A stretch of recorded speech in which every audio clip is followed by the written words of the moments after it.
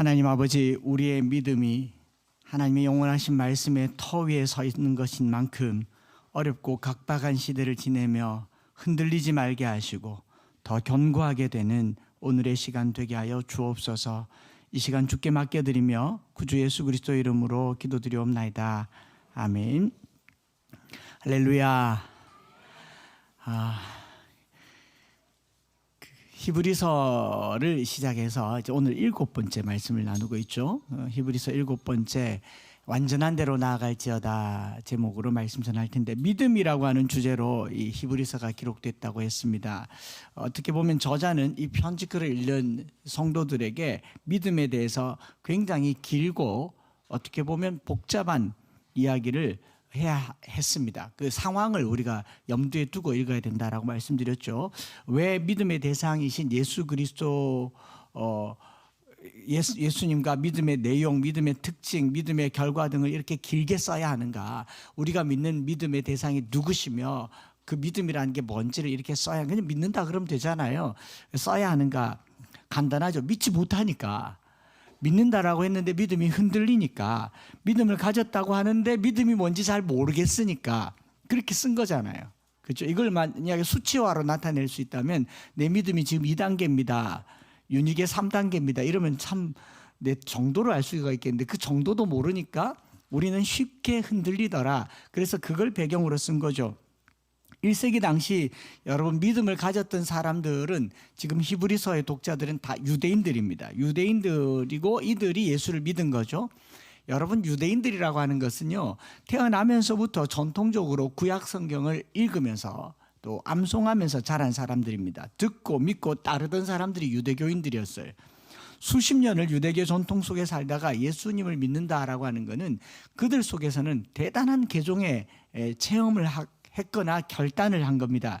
성령으로 아니하고서는 할 수 없는 일, 소위 말해서 사도 바울이 다메섹에서 성령의 빛을 보고 예수를 믿는 것과 같은 그 정도의 체험들이 다 있었던 사람들이 예수를 믿은 거예요. 그냥 그저 좋아서 믿었다라고 보기는 어려운 거죠. 왜냐하면 예수님이 3년 동안 가르쳤는데 변화된 사람이 없었지 않습니까? 그런데 성령을 부어주시고 난 이후로부터 유대교 안에 술렁이는 역사가 나타나셨어요. 예수님이 부활했다는 것을 믿게 되었고 보게 되었고 다시 오신다는 것을 이제 확신하게 되었습니다. 유대교 전통 속에서 타나크라고 하는 구약 성경을 읽고 듣고 배운 사람들에게 예수님이 메시아라는 것, 정말 믿어지지 않은, 그 중에 가장 확실한 것은 나무에 매달린 자였다라는 거죠. 사도 바울이 그랬던 것처럼. 그럼에도 불구하고 믿음이 생긴 것은 부활에 대한 확실함을 깨닫게 되었고 발견하게 되었고 승천하시고, 또 성령 세례라고 하는 놀라운 체험이 많은 유대인들에게 예수님이 바로 성경이 말한 그 메시아라는 사실, 그리고 예수님이 그리스도라는 사실을 알게 된 겁니다. 고백하게 된 겁니다. 그래서 오늘 우리가 읽은 본문 바로 앞에 6장에 해당하는 본문에 보면 6장 4절과 5절에 보면 유대인들이 기독교로 개종하는 과정에서 그들이 경험했던 영적인 체험들에 대한 힌트가 나와 있어요. 4절과 5절에 보면 한 번 빛을 받았다라고 있지 않습니까? 한 번 빛을, 누가 이 대표적인 사람입니까? 사도 바울이에요. 다메섹에서 그 빛을 봤어요. 그래서 이분이 메시아구나 알게 되었습니다. 또 하늘의 은사를 맛보고 성령에 참여한 바가 되었습니다. 오순절에 120문도가 성령을 경험하게 되었을 뿐만 아니라 초대교회의 모든 성도들이, 유대인들, 그리스도인들이 성령의 이 뜨거운 체험을 했습니다. 방언을 했고 전원자가 걷는 것을 보았습니다. 귀신이 떠나가는 것을 보았습니다. 하나님의 선한 말씀과 내세의 능력도 맛보았어요. 사도행전에 나타나 있는 이 초대교회 성도들의 모습은요, 말씀이 날마다 흥왕하여 가더라 라고 말하고 있지 않습니까? 그러니까 유대교 안에서 이 기독교는 굉장히 선풍적으로 성령의 능력 안에서 커갔습니다. 그런데 이렇게 예수를 믿은 사람이 왜 신앙을 버리고 다시 유대교로 돌아가려 하거나 믿음이 크게 흔들리고 있다는 소식을 듣게 만들었느냐라는 거죠. 그런 성도들을 향하여 믿음을 굳게 붙들라고 권면하게 된 히브리서의 배경을 다시 한번 곱씹어 보면요, 여러분 1세기 당시 유대인 그리스도인들이 믿음을 저버리고 유대교로 돌아가게 된 배경은 말씀드린 것처럼 예수님을 믿었어요. 그리고 예수님께서 부활하신다는 사실을 믿었고 승천하시면서 뭐라고 그랬습니까? 오신다고 얘기했어요. 천사들이 뭐라고 그랬냐면 하늘로 올리움을 본 그대로 오겠다. 하늘의 뜬구름만 봐도 저기 예수님 계신가 생각하면서 구름은 그들에게 다시 오실 예수님의 시그널이었습니다. 그런데 이 간다고 하신 예수님이 얼마나 바쁘셨는지 성령을 떡 보내놓고는 하루 이틀 지나도 안 오고 한 달, 두 달 지나도 안 오고 천국의 공사가 좀 밀리는가 보다. 하나님 나라에 우리가 거할 초소를 짓는데 재료가 딸렸나? 지금처럼 환율이 올라서 돈이 좀 모자라나? 주님이 안 오시는 거예요. 안 오시는데 설상가상으로 예수님의 사도들, 예수님의 복음을 전했던 사도들은 하나씩 둘씩 죽어나가고 있습니다. 당시 1세기 사람들요, 믿음이 흔들리지 않았던 원인은 부활하신 예수님이 다시 오신다는 것과 나도 부활한다는 이 믿음을 가졌는데 주님은 안 오시고 죽은 사도들은 죽었는데 아직 부활을 안 하지 않습니까? 차라리 사도들 중에 베드로나 뭐 스데반이 돌에 맞아 죽고 그 다음날 아우 됐다 아팠네 그랬으면 확실하게 부활을 믿을 거 아니에요. 그런데 죽은 사도들은 죽어서 계속 죽어 있고 주님 오시지 않으니 흔들린다라는 거죠. 흔들린다는 거예요. 약속이 이루어지지 않을 때, 소망이 흔들릴 때 믿음이 흔들리는 겁니다. 이런 배경을 보면 오늘날 우리도 이와 비슷한 경험을 하고 있다는 것을 알게 됩니다. 믿음이 있다고 우리는 다 생각을 하고 또 믿음이 있다고 그렇게 믿고 있습니다. 어려서부터 신앙생활을 했고 저와 여러분들이 건강한 교단에서 매주일 말씀을 듣고 자랍니다. 신앙생활을 하면서 때때로 영적인 체험도 해봤습니다. 공동체 안에서 구원의 은혜와 감격도 누렸습니다. 말씀의 맛도 보았습니다. 그리고 하나님께서 살아 역사하시는 경험들도 한 번쯤은 다 해봤을 거예요. 와, 하나님 정말 살아계시네. 그리고 구원의 확신도 있고 제자훈련도 받았습니다. 성령 체험도 했어요. 그리고 특별히 우리 교회 같은 경우는 말씀 암송을 어려서부터 했습니다.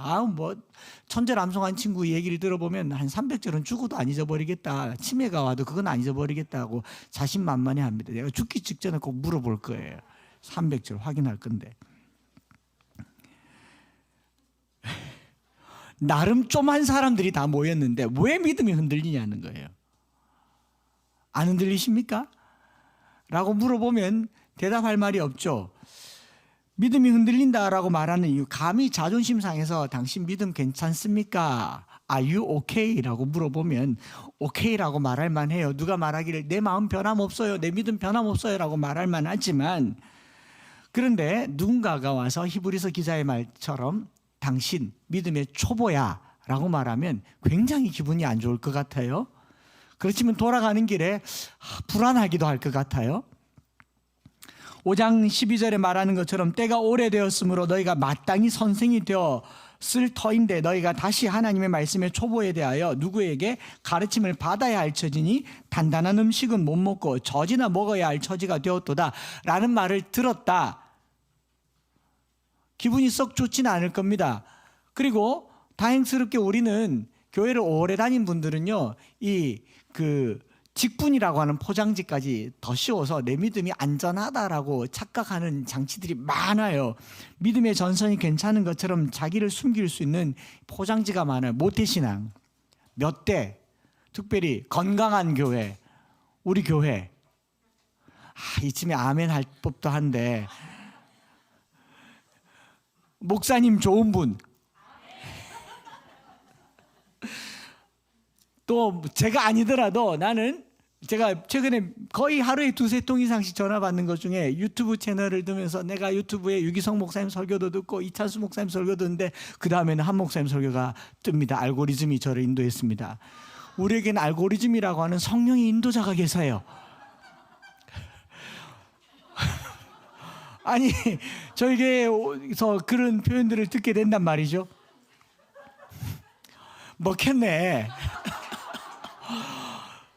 오늘 제가 개탄 날입니다. 거기다가 장로, 권사, 집사, 목사, 내 신앙을 대변해 줄 만한 직분이 나를 포장하고 있으니까 실제로 나는 안 괜찮은데 나는 괜찮을 것 같은 요소가 너무 많은 거예요. 큰 교회 다니면 나는 괜찮을 것 같고, 훌륭한 목사님이 섬기는 교회에 나가면 괜찮을 것 같고, 그 설교를 매주 들으면 괜찮을 것 같고, 직분을 받으면 괜찮을 것 같고, 우리가 믿음 안에 있는지 어떻게 알 수 있냐는 거죠. 믿음이 있습니까? 이런 질문을 하는 게 아니죠. 아니라 하잖아요. 오늘 우리가 읽은 또 우리가 다룰 히브리서 5장 11절부터 6장 20절까지 내용, 특별히 5장 11절부터 6장 8절까지는 읽기가 편하질 않아요. 우리를 마치 폭로하는 듯이 너 초보다, 또 할만하안이란 말 요즘 많이 쓰는 표현 중에 있습니다. 들어봤어요? 할 말은 많지만 하지 않겠다. 여기 나와 있잖아요. 내가 너희들한테 할 말이 많은데 너희가 모르니까 안 말하겠다. 이런 말도 쓰죠. 또 뭐 믿음의 초보, 무시당한 느낌도 들고 경고의 강도가 더 셉니다. 어느 정도 세느냐. 6장 5절과 6절에 보면요, 하나님의 선한 말씀과 내세의 능력을 맛보고도 타락한 자들, 타락했다라고. 그런 자들은 다시 새롭게 하여 회개할 수 없나니 이는 그들이 하나님의 아들을 다시 십자가에 못 박아 드러내놓고 욕되게 함이라.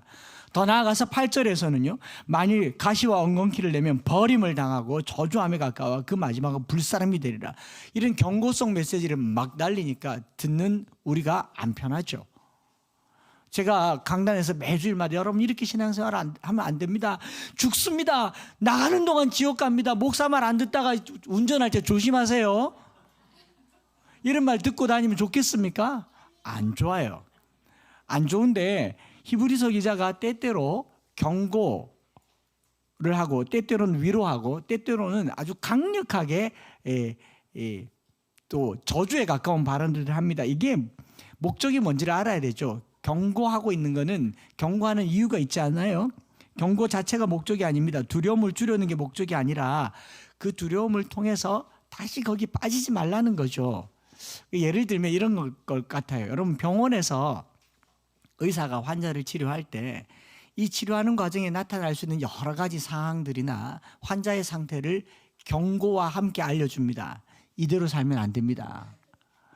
지금 이 생활 습관 바꿔야 됩니다. 심지어는 폰 볼 때 고개 숙이니까 그러니까 목 디스크 오죠. 들으세요. 자꾸 들으라 그러잖아요. 그럼 목이 완전히 망가지면 못 씁니다라고 말을 하죠.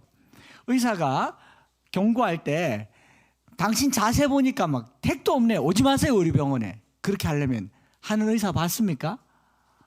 없잖아요. 이대로 두면 큰일 나니까 회복하라고 하는 말이죠. 그래서 무서운 경고를 하면서까지라도 의사가 환자들에게 바라는 건 뭐예요? 적극적으로 치료하라는 말입니다. 적극적으로 치료하라. 의사가 환자에게 이렇게 말하면 어떻겠습니까? 딱 진단하니까 암입니다. 6개월밖에 못 삽니다. 진단서에다가 처방전에다가 6개월 후 사망 가십시오. 이런 처방전 보신 적 있어요? 아니죠. 지금부터 6개월, 이대로 가면 6개월이니까 어떻게 하라고요? 6개월 동안 열심히 치료하라고. 열심히 병원 오고 열심히 약 먹고 의사가 시키는 대로 열심히 해서 6개월이 6년 되고 6년이 60년 되게 하라, 이 말이잖아요. 그게 경고지 않습니까? 경고를 듣고 기분 나빠하면 아무 일도 일어나지 않습니다. 그러나 경고를 듣고 그게 내게 경고가 되면 순작용이 나타날 줄 믿습니다. 제가 오늘 여러분들에게 하는 말이 경고처럼 들리면 미워하지 마시고 왜 저러나 들어보시고 잘 되어서 믿음의 장성한 분량에 이르기를 축복합니다. 이 말 하려고요. 여러분 지금처럼 살면 그리스도의 도의 초보입니다. 봐요, 얼굴 벌써 안 좋잖아요. 길 가다가, 요즘은 그런지 모르겠는데 길 가다가 물을 누가 이렇게 묻는 사람이 도를 아십니까?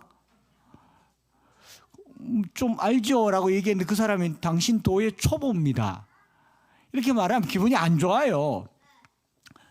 제가 여러분들에게 이렇게 말할 수 있습니다. 장로님이시긴 한데 초보입니다. 아직. 또 여러분들과 신앙생활을 하면서 내가 교회 다니긴 다니는데 주일날만 겨우 나가는 나이론입니다. 이렇게 얘기하고, 제가 모태신앙이라서 못합니다. 그러면 제가 이렇게 대답해 주면 어떻게, 곧 타락하여서 회개할 기회도 없겠군요. 사요나라. 안 좋죠. 이게 목적이 아니라고요. 히브리서 저자는 이런 상황들을 오픈하면서 성도들을 적극적으로 권면해서 믿음의 자리로 이끌려고 하는 거예요. 그래서 여러분들이 이 본문을 읽으면서 내 믿음의 위치를 알고 내가 믿음을 어떻게 이끌어서 장성한 분량에 이르게 될 것인가 고민하여서 한 주간 동안 조금 더 잘하기를 축복합니다. 그래서 권면하는 내용을 살펴보면 첫 번째로 그리스도의 도의 초보를 버리라라고 1절에 기록되어 있죠. 그러므로 우리가 그리스도의 도의 초보를 버리고, 그 도의 초보가 뭔가 보면 그 다음에 죽은 행실을 회개함과 하나님께 대한 신앙과 세례들과 안수와 죽은 자의 부활과 영원한 심판에 관한 교훈의 털을 다시 닦지 말고, 이거 뭐 복잡하게 다 생각할 거 없어요. 제가 쉽게 잘하지 않습니까? 물 타는 것도 잘하고. 이게 무슨 말이냐면요, 신앙생활 하면서 기초적으로 하는 것들, 아주 기본적인 것들입니다. 요즘 치면 새가족 공부, 뭐 제자 훈련할 때 구원의 기초 이런 것들이겠죠. 사형리 이런 것들이고, 교리 공부 이런 것들이겠죠. 소요리 문답, 대요리 문답 이런 거겠죠. 졸지 나간 목사님들은 엄청 이런 말 들으면 싫어할 텐데, 교리 버리고 와 공부 덜 해도 되겠네요. 그래서 버리란 말이 뭐냐? 봤더니 그런 버리라란 말이 아닙니다. 너무 쓸데없으니까 보지 말라란 말이 아니더라라고요. 이거 버리면 안 돼요. 여러분 죽은 행실을 회개하고 하나님을 믿는 거 버리면 됩니까? 안 됩니까? 안 되죠. 세례와 안수, 죽은 자의 부활, 영원한 심판에 관한 교훈에 더 버리면 안 돼요. 버리면 안 되는데 이게 왜 버리라고 말했는가를 헬라어 사전에서 찾아보니까 버린다라는 말, 이 아피에미라는 말은요, 사전적인 뜻으로 어떤 자리를 떠난다라는 동작의 개념이에요. 내가 물건을 버린다가 아니라 내가 그 위치를 떠난다라는 개념에 훨씬 더 가까운 사전적 의미입니다. 어디서 사용됐는가 봤더니 마태복음 4장 20절에 예수님께서 베드로와 동생을 불렀어요. 불렀더니 그들이 곧 그물을 버려두고 예수를 따르니라 라는 표현을 할 때 아피엠이라는 말을 썼어요. 배와 그물을 버렸다가 중요한 게 아니라 누구를 따랐다? 예수를 따르다. 예수님을 따르기 위해서 이 위치를 떠나는 것을 아피엠이라고 얘기합니다. 즉 우리가 신앙의 초보라고 하는 건 뭐냐면, 예수 믿으면서 처음에 가졌던 구원의 확신과 그리스도의 십자가의 그 은혜와 죄사함과 부활과 다시 오심에 대한 그것을 버리라라는 것은 쓸데없다가 아니라 거기에서 더 나아가기 위해서 한 걸음 더 다가서라 이 말입니다. 그냥 십자가만 붙들어라 이게 아니라 거기서 더 나아가라라는 거죠. 성화에 이르라라는 말입니다. 그래서 도의 초보를 버렸다라는 말은 그것이 나쁘기 때문에 쓸데없기 때문에가 아니라 거기 머물러 있지 말고 더 발전하기 위해서 거기를 떠나는 것, 그것을 초보를 버리라, 도의 초보를 버리라라는 말입니다. 아이가 어려서부터 셈에 능해가지고 덧셈 뺄셈을 너무 잘해요. 그래서 수학 천재인 줄 알았습니다. 문제집을 10장을 주면 10장을 다 푸는데 하나도 안 틀려요. 초등학교 1학년 때 9구단을 가르쳤습니다. 9구단 1단도 하기 어려운 1학년이 9단까지 다 했어요. 너무 잘해요. 6년 동안 아주 수학을 잘했습니다. 그리고 중학생이 됐어요. 중학생이 됐는데 이 아이가 덧셈 뺄셈을 잘합니다. 너무 잘해요. 10장을 줬는데 10장을 다 풀어요. 수학 천재인 줄 알았어요.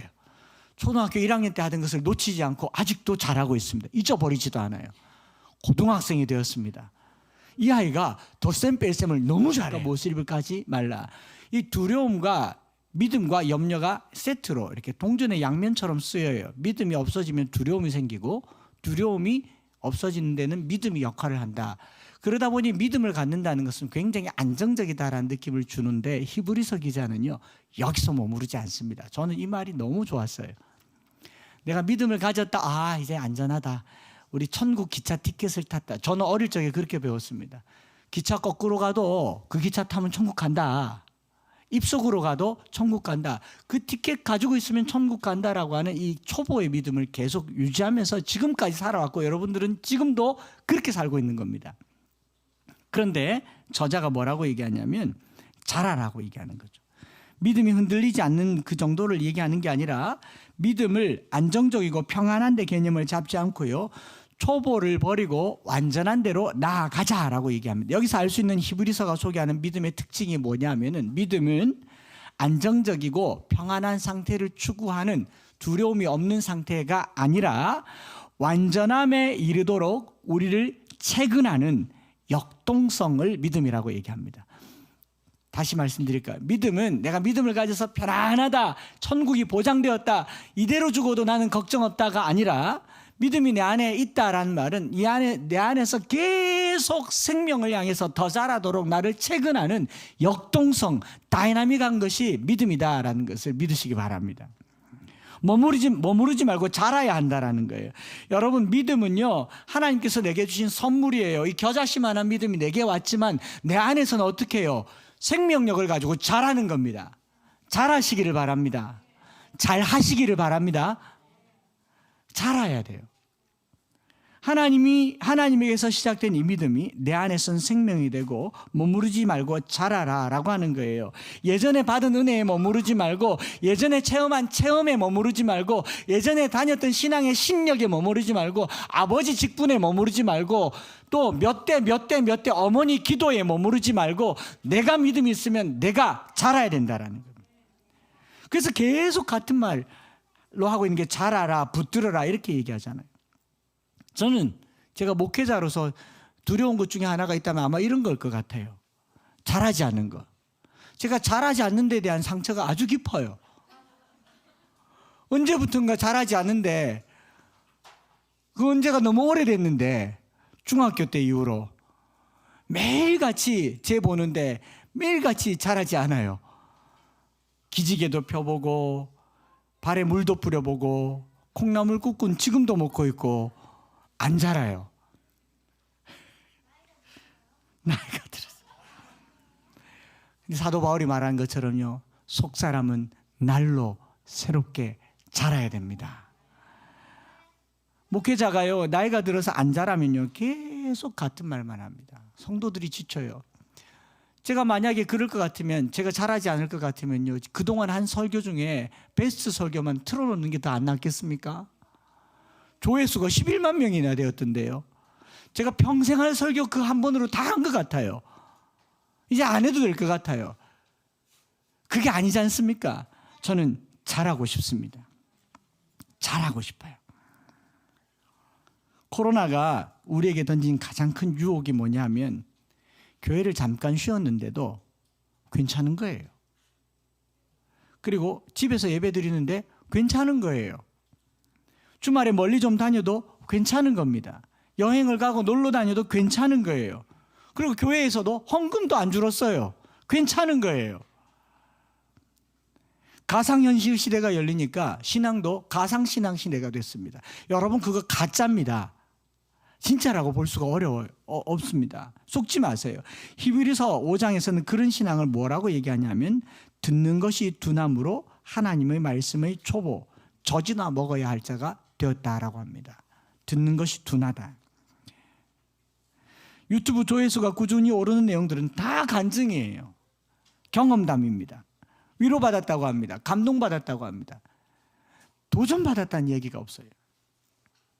우리가 믿음의 완전한 대로 나아가기 위해서 애를 쓰고 노력하라라는 내용의 본문에 글이 있습니다. 11절과 12절에 이런 표현이 있죠. 우리가 간절히 원하는 것은 너희 각 사람이 동일한 부지런함을 나타내어 끝까지 소망의 풍성함에 이르래. 동일한 부지런함이라는 표현을 씁니다. 아우텐 스푸덴이란 말을 썼는데, 제가 부지런함이라고만 써서 몰랐는데, 이 부지런함이란 말의 원어의 뜻은요, 뭐냐면 effort입니다. expend energy and effort. 힘을 쓰는 거예요. 그냥 성실한 정도가 아니라 애를 쓰는 거예요. To be eager라는 표현 쓰죠. 이거는 이글거리는 거를 eager라고 하죠.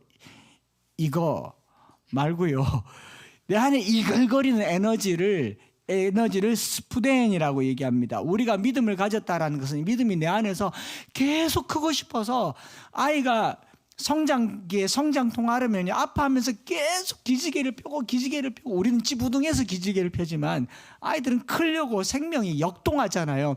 우리 엠마오교회 성도들이 말씀으로 커가면서 매일같이 믿음의 역동이 일어나기를 축복합니다.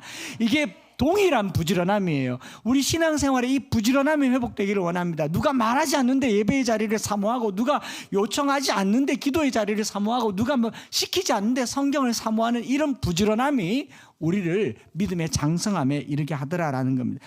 그 반대 표현이 뭐냐면 게으르지 아니함. 이 게으르지 아니함, 이게 노스로이라는 표현도 그 게으르다라는 말인데, 뭔가를 얻는데 레이지하다인데, 이 단어가 어디 써 있는가 봤더니 5장 11절에 듣는 것이 둔함으로라는 말이, 노스로이라는 말을 똑같이 썼더라고요. 그러니까 둔하다는 말이 그냥 둔한 게 아니라 게을러진 거예요. 신앙생활이 게을러진 거라고요. 여러분, 이게 경고로 들리기를 바랍니다. 게을러지지 말아야 됩니다. 신앙생활은요, 제가 시켜서 할 거면 여러분 제 사람이고, 내 마음의 믿음이 원하는 대로 커가면 큰 사람이 될 겁니다. 몰라서가 아닙니다. 못 배워서가 아니고 너무 오랫동안 머물러 있다 보니까 둔해져요. 나이가 들면요, 혀가 둔해집니다. 그래서 맵게 먹고 짜게 먹어요. 어른들이 음식이 맵고 짠 거는 원래부터가 아니라 둔해져서 그렇습니다. 우리 어머니들이 뜨거운 걸 막 잡잖아요. 둔해져서 그래요. 손이 감각이 둔해져서 그렇다고요. 나중엔요, 숨 안 쉬어도 안 답답한 날이 와요. 둔해져서 그래요. 그날이 죽는 날입니다. 살아있으려면 공기 조금만 답답해도 문 열어야 돼요. 예민해야 됩니다. 살아있으려면 말씀이 이게 아닌데 싶으면 얼른 성경 찾아봐야 됩니다. 살아있으려면 가짜인지 진짜인지 분별해야 되잖아요. 연단을 받아서 분별하라고 얘기하지 않습니까? 여러분, 둔해지지 않기를 바랍니다. 게으르지 않아야 분별할 수 있고요, 예민해야, 부지런해야 작은 소리 변화에 감각이 살아있어야 돼요. 여기 음악하는 우리 반주사 선생님은 반음 올리는 건지 한음 올리는 건지 알아요. 그거 어떻게 알아? 그냥 올리면 올리는 거지. 그랬더니 내가 이걸로 먹고 살아야 되는데 그러더라고요. 나이 들면 둔해질 거예요. 큰일 나는 이야기잖아요. 큰일 나는 얘기잖아요. 우리가 찬양하는 친구들, 제가 박자 틀리면 얼마나 부끄럽게 하는지 몰라요. 제가 둔해졌어요. 원래 안 그랬습니다. 원래 안 그랬습니다. 그래 뭐 둔하다. 그런데 제 안에 어떤 마음이 생기냐면 잘하고 싶어요. 찬양도 하나님께 더 잘 드리고 싶고, 말씀도 더 깊게 보고 싶고, 목회자로 사는 게 올해보다는 내년이 더 나은 목회자가 되고 싶고, 후년이 더 나은 목회자가 되고 싶고, 똑같은 설교를 해도, 똑같은 본문을 가지고 설교를 해도 작년에 그 본문보다 올해 본문이 훨씬 더 좋고 싶고, 제 안에 이런 열정이 있어서 저는 아직 젊습니다. 우리가 젊다는 게 뭐예요? 젊어서 젊어서 노세가 아니라 신앙의 성장을 위해서 이 에너지를 쓰는 거, 이 신앙의 성숙을 위해서 부지런해지는 거, 이게 젊음입니다. 이 젊음을 빼앗기지 마시기를 축복합니다. 따라합시다. 잘하자. 옆 사람 보고 잘하자. 마지막 한 가지만 말씀드립니다. 부지런함을 이끌어내는 완전함에 이르도록 하는 이 동기가 있는데, 그게 뭐냐면 소망의 풍성함을 붙들으라라는 겁니다. 우리가 뭔가를 하는데 희망이 없으면 절망이죠. 돈을 10년, 20년 벌었는데 나아지는 게 없다. 절망이죠. 그런데 30년, 40년 후를 소망할 수 있어서 오늘 견디는 겁니다. 10년이 아니라 50년, 60년 지나도 마지막 그 한 방이 있다는 걸 믿으면 오늘 절망하지 않죠. 그죠? 오늘 우리가 믿음을 가질 수 있는 것은요, 소망이 있기 때문인데, 게으르지 않고 열정을 다하여 믿음을 붙들 수 있는 근거는 약속에 소망이 있는 겁니다. 해도 안 될 일을 계속하는 사람을 우리는 바보라고 얘기합니다. 바둑에서 해도 안 될 수를 놓는 거를 축이라고 얘기합니다. 축. 바둑 좀 더 본 사람들은요, 이 축의 문제를 벗어나야 이제 초보를 벗어났다고 하는데, 알파고나 인공지능이 제일 가지고 있는 심각한 오류가 이 축이었대요. 끝이 보이는 줄 아는데도 당장 눈앞에 아다리 치면 그걸 막아야 돼요. 아다리 하면 막아야 되고, 아다리 하면 막아야 되고, 그러다가 축에 집을 다 날리는 건데 인공지능이 이걸 계산 못했대요. 적어요. 끝내는 다 날릴 건데 한 수 한 수 마감하다가 죽는 걸, 그걸 이제 축이라고 얘기합니다. 우리 신앙에도요, 축이 있어요. 소망 없이 되는 대로 사는 걸 축이라고 볼 수 있을 겁니다. 단수할 때요, 단수에 반응하지 말고 멀리 크게 포석을 한 자리 딱 놓는 거, 이걸 소망이라고 저는 말하고 있습니다. 성경에서 하나님께서 아브라함에게 먼 훗날 자기 후손이 받을 복을 약속하셨어요. 아브라함 죽고 나서 받을 복인데 자기가 어떻게 알겠습니까? 하나님이 아브라함이 못 믿을까 봐 약속을 하셨는데 맹세를 하는데 더 큰 맹세를 해야 되는데 피조물이 다 자기 밑에 있으니까 맹세가 안 돼. 자기를 걸고 맹세한 거예요. 여러분 303 비전요, 30년 후에 저는 이 땅에 없을 가능성이 훨씬 높습니다. 근데 30년 후에 하나님께서 이 나라에 말씀으로 큰 자녀들이 잘 될 것을 제가 믿어야 되는데 불안할까요? 안 불안할까요? 조금은 불안하죠. 근데 내가 확신할 수 있는 건 일단 내 눈 안 본다. 나는 모른다. 질러놓고 가자. 뭐 이렇게 했습니까? 아브라함이 하나님을 믿었던 그 믿음의 근거는 자기가 약속이 이루어진 것을 확인했기 때문에가 아니라, 봤기 때문에가 아니라 믿었기 때문이에요. 오늘날 우리가 뭘 하자 그러면 이런 표현을 씁니다. 말씀 암송에서 잘된 아이들의 사례가 있습니까? 성경 암송에서 서울대 간 아이들이 있습니까? 이런 눈앞에 보이는 얄팍한 걸 보고 하나님 나라의 영원한 걸 보지 못하면 그게 축이에요. 이 믿음 가지시기 바랍니다. 하나님이 자기를 두고 맹세하셨는데 예를 들면 이런 맹세를 한 거죠. 너무 작은 걸 걸면 안 믿을까 봐 3억짜리 집을 계약을 하는데 지금 5천 원밖에 없네. 그럼 5천 원 주고 이 집 내일 와서 살게요 하고 5천 원 걸었어요. 집 주인이 보고 어쨌든 계약서를 썼으니까 내일 와서 나머지 2억 9,999만 5천 원 주겠거니 생각을 했는데 오늘 오후에 어떤 사람이 3억 5천 주겠다 그래요. 계약 깨겠습니까? 안 깨겠습니까? 위약금 50만 원 주고라도 깨죠. 5천 원밖에 안 걸었잖아요. 근데 이 사람이 5천 원 주고 갔는데 가다가 보니까 그 옆집에 더 좋은 집이 있는데 2억 5천이에요. 그럼 조금 전에 계약한 집 계약 깨요 안 깨요? 5천 원 날리면 되지 뭐 2억 5천. 그러지 않겠습니까? 반대로 이 집이 너무 마음에 드는데 시세를 딱 봤더니 앞으로 30억 혹할 집이고 지금 현재 시세는 3억인데 주인이 1억 5천을 내놨다. 계약금 얼마 걸겠습니까?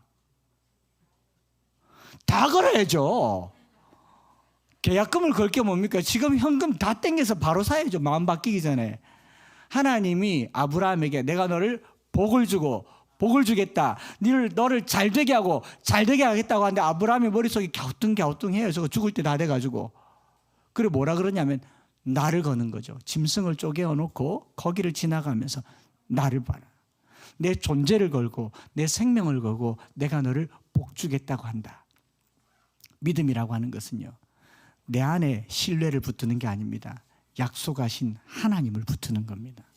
그 하나님이 우리에게 소망이 돼요. 오늘 눈에 보이지 않아요. 오늘 드러나지 않습니다. 약속은요, 일어나면 약속이 아니잖아요. 일어나지 않은 일에 대해서 오늘 내가 붙드는 거, 이걸 믿음이라고 합니다. 여러분 믿음 가집시다. 이 믿음을 굳게 잡아야, 믿음은 아브라함이 약속이 이루어진 이 사이에 긴장관계가 있어요. 이 긴장관계를 성경은 뭐라고 얘기하냐면 오래 참음이라고 그래요. 참아요. 코로나 때도 힘들었고 경제적으로도 힘들고 뭐 정치적으로도 힘들고 뭐가 힘들든지 간에 우리는 영혼을 사는 사람입니다. 참으십시다. 그래서 크라테오 굳게 붙들라, 소망을 굳게 붙들라. 여러분 말씀대로 사는 자녀 망하는 법이 없습니다. 단 한 절의 말씀이라도 심어줬으면 그게 살아 역사할 겁니다. 이거 믿으세요. 저를 믿지 마시고 제 삶을 믿지 마시고 우리 하나님을 믿고 그 말씀을 믿는 저와 여러분들 되시기를 축복합니다. 그래서 저한테 뭐 잘된 사례 있습니까? 이거 묻지 말고요. 하나님 믿으세요. 말씀 믿으시고. 오늘 우리 이 찬양 부를 텐데 좀 힘차게 이 찬양을 했으면 좋겠어요. 주의 약속하신 말씀 위에서 영원토록 주를 찬송하리라. 소리 높여 주께 영광 돌리며 약속 믿고 굳게 서리라. 여러분 1세기 때만 믿음이 흔들린 거 아닙니다. 오늘날 믿음 다 흔들리는데, 제가 뭐 주변에 어떤 사람들 만나보니까 믿음이 좀 흔들리고 유튜브로 예배 드리다가 그냥 막 툭 놔버리고 틀어놓고 잠자고 이런 경우도 있었겠죠. 그런데 마음에 이렇게 말합니다. 내 괜찮다고.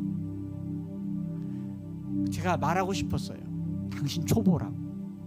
믿음의 초보라고. 옛날 기억 먹고 사는 초보라고. 어린아이라고. 젖이나 먹고 살아야 된다고. 내가 당신을 초보처럼 여기겠다고. 이게 경고로 들리면 좋겠지만 기분 나쁘게 들리면 영원히 초보에 머물 겁니다. 오늘 이 말씀 들으면서 내가 초보다 여기겠거든. 성경책 펴십시오. 옛날에 뭐 연합회장, 장로, 권사, 성령 충만, 방언, 예언, 귀신쫓 아무 소용이 없어요. 지금 내가 초보인지를, 우리 엄마가 아빠가 뭐고 아무 소용이 없어요. 지금 내가 믿음이 내 안에서 역동하고 있는지를 키워나가는 한 주간 되시기를 축복합니다.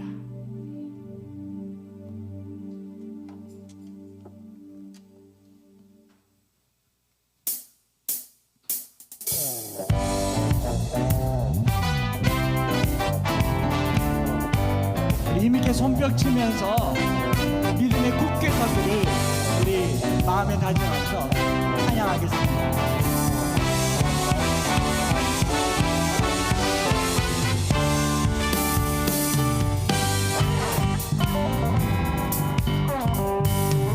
주님 약속하신 말씀 위에서 영원토록 주를 찬송하리라.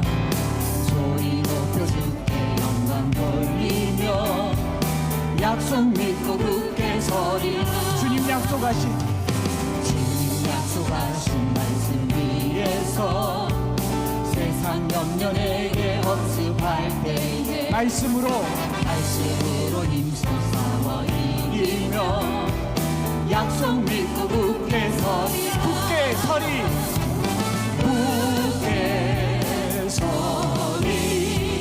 영원하신 말씀 위에 굳게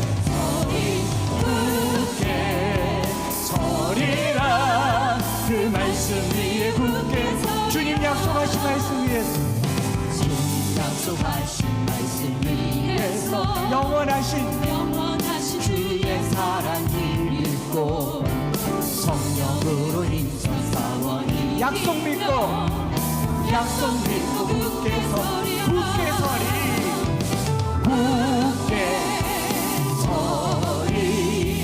영원하신 말씀 위에 굳게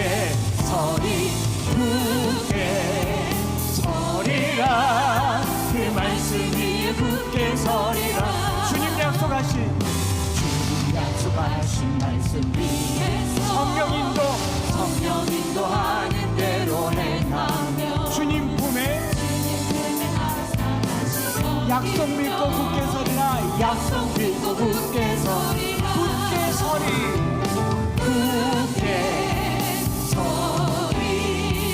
영원하신 말씀 위에 굳게 서리라. 그 말씀 위에 굳게 서리.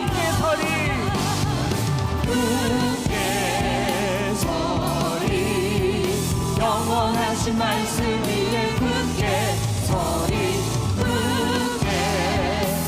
서리라. 그 말씀 위에 선포치며 굳게 서리.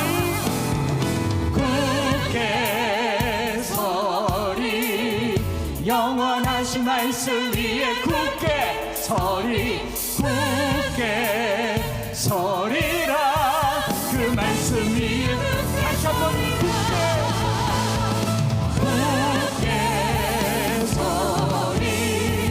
영원하신 말씀 위에 굳게 서리라. 그 말씀 위에 굳게 서리. 한 번 더 고백하겠습니다.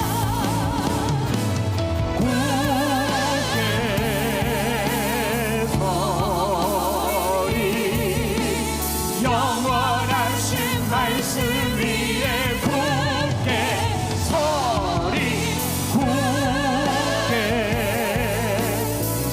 서리라. 그 말씀 위에 굳게 서리라. 우리 시간에 한번 기도할 때 왜 믿음이 흔들려야 할까 생각해 봤어요. 옛날 기억 가지고 있어서 그래요. 버립시다. 성경 보고 다시 한 걸음 더 깊은 바다로 나가십시다. 그 끝에 소망의 닻을 주실 거예요. 용기가 필요해요. 용감하게 잡아야 돼요. 우리의 믿음의 과거의 기억 버리고 처음인 것처럼 새로 시작하는 것처럼 말씀 가지고 살겠습니다. 이 말씀이 내게 생명이 되겠습니다. 어머니, 아버지, 누님, 형님, 내 직분, 내 경력 다 내려놓고 말씀 가지고 믿음으로 살겠노라. 우리 한번 한 주간 동안 읽던 성경 더 읽겠습니다. 암송하는 구절 더 암송하겠습니다. 기도하던 것 더 기도하겠습니다. 한번 이가 어리 힘을 내게 해달라고 주여 한번 부르짖고 합치면서 기도한 후에 오늘 우리 김영경 목사님 나오셔서 헌금 기도와 축도 해주시겠습니다. 같이 주여 부르짖고 기도합니다. 주여,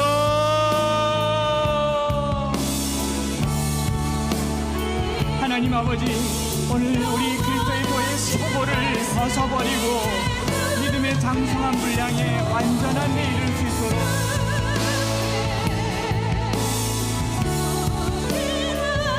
우리를 붙들어 주시옵소서. 우리를 새롭게 하여 주시옵소서. 믿음의 장성한 분량에 이를 수 있도록 우리를 붙들어 주시옵소서. 흔들림 없이, 아버지 요동침 없이 믿음의 망망대를 헤엄쳐나가는 생명력을 주시고 역동력을 주시고 생명으로 살아갈 수 있도록 우리를 도와주옵소서. 교회의 초보를 벗어나서 믿음의 장성한 분량이 이를 수 있도록 말씀으로 살가여 주시옵소서. 굳게 서게 하여 주시옵소서.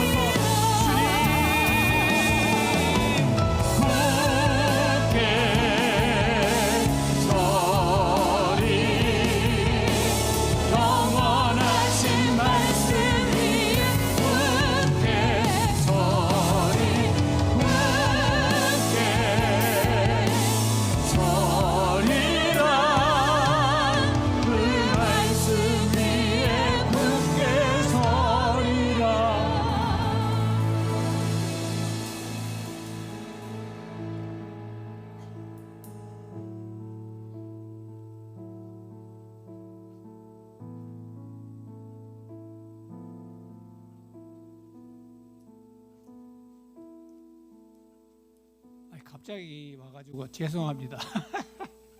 왜냐하면 제가 여기 온 이유는 한창수 목사님 옛날에 서성로교에서부터 이제 알았는데 지금 뭘까요?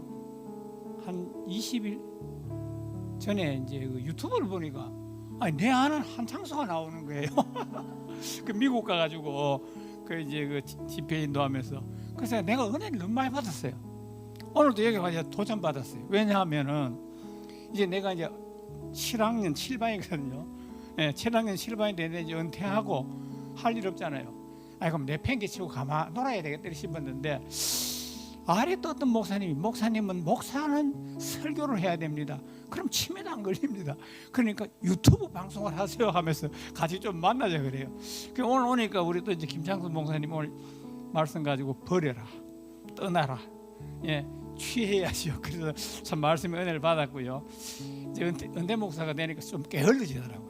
그 기도도 옛날 말씀 세게 뭐하고 그래요. 그래서 내가 하나님이 또 우리 또 김창수 목사님을 가르늦게 만날 수 있도록 해주고 보니까 내가 좀 더 전진해야 되겠다. 올라가야 되겠다. 오늘 성도님들 말씀 참 은혜 받은 줄 믿습니다. 그리고 이 교회 가 보니까 비전 303 비전 했더라고요. 보니까 이 아이들이 유아도 있고 그죠? 보니까 참 희망이 있어요. 왜냐하면 저는 가르늦게 잠깐만 내가 할게요. 가르늦게 33살에 예수님 만났어요. 초등학교 때 여름 성경학교 할 때 교회를 2번 가가지고 옛날에는 의자가 아니고 전부 다 마룻바닥에 앉았어요. 내가 이제 6.25 사변 때 내가 5살인데 한 10살쯤에 그때 보릿고개가 오고 어려웠어요. 교회 갔더니만은 난 사람이 뭉쳐가지고 우르르 미루고 가는 걸 안 좋아하고 제일 뒤에 나갔더니만은 고무신을 내 신발 신고 가버린 거예요. 그 다 떨어진 거 아니고 집에 신고 가니까 할머니가 할매 신발 읽어보다 또 옆집이 바로 또 이제 고무신 집이라 가지고 신발 하나 사신고 그 다음도 또 갔어요. 잊어버렸어요. 또 그러고 난 다음에 할머니가 사리비짜리 가지고 궁디 때문에 다시는 일마 교회 가지 마라. 그 길로요. 교회를 못 갔어요. 가고 싶어도 못 가고. 그때 이제 뭐가 많이 이제 유행됐느냐면은 예수 사랑하려고 예배당에 갔더니 눈 감으라 캐놓고 내신 오배 가더라 하는 그런 노래가 어릴 때 참 많이 해서, 왜냐하면 그때는 물자가 귀할 때니까. 그리고 이제 우리 이제 집 사람이 알게 돼 가지고 이제 사귀면서 결혼하자 그러니까 결혼 안 된대요. 왜 안 되나? 그게 예수 안 믿기 때문에 안 된대요. 그 다른 조건 없나? 다른 조건 없대요. 됐다, 나 예수 믿을게. 그러면서 이제 교회를 이제 늘 따라가고 했는데, 1년을 제가 담배를 끊고 술을 끊고 내가 함께 깨끗하게 살아봐야 되겠다 했는데 그게 마음대로 안 되더라고요. 그또 다시 또 제자리에 돌아가 버렸는데, 그 향촌동 갔는데, 나도 옛날에 향촌동에서 조금 저녁에 폼 좀 채우고 다녔어요. 그때 우리 한창수를 왜 못 만났을까 몰라. 예, 그 밑에 고구마집에서부터 쭉 내려가면 돼지 바까지 가면은요, 저녁에 이제 거기서 막걸리 한 잔 먹고 쭉 내려가면은 냉지 이래돼요. 12시쯤 되면 이제 영원회가 자고 일했는데, 그때 왜 한창수를 몰랐는지 몰라. 내하고 좀 유사한 그게 있어요. 이거 뭐 제가 간단히 말씀을 드렸고, 예, 우리 기도하겠습니다. 하나님 아버지, 오늘도 거룩한 주의 날, 또 이 엠마오 교회 모든 성도들에게 성령의 또 단비를 내려주시고 말씀의 아버지 하나님의 풍성한 은혜를 베푸심을 감사합니다. 오늘 이 엠마오 교회 모든 성도들 어린 심령으로부터 작년에까지 하나님 말씀 위에 굳게 서서 흔들리지 않게 하시고 주님의 나라 소망 삼고 예수 이름으로 세상의 빛이 되는 모든 성도들이 될 수 있도록 은혜 위에 은혜를 더하여 주시기를 원합니다. 또 헌금을 드리는 성도들, 휴일 헌금을 드리며 감사 헌금을 드리며 12월째 헌금을 드린 모든 성도들의 손길이 더욱 풍성한 은혜와 복을 주시며 아버지 하는 범사가 날마다 더 풍성해지고 아버지 복되게 하셔서 정말 하나님 살아계심을 또 경험도 하고 체험도 하고 간증도 할 수 있는 귀한 축복의 예물이 될 수 있도록 은혜 위에 은혜를 더하여 주시옵소서. 이제는 우리를 구원해 주신 예수 그리스도의 크신 은혜와 하나님 아버지의 그 크신 사랑과 성령님의 감동, 감화, 위로, 교통 충만케 하시는 가지가지 은사가 오늘 주신 말씀을 마음에 새기며 소망 삼고 게으른 자리에서 떠나고 아버지여 하나님의 말씀을 굳게 붙들고 살아가기를 소원하는 엠마오 교회 모든 성도들 심령과 가정과 생업 위에 교회 위에 이 민족 위에 이제로부터 영원토록 함께 있을지어다. 아멘.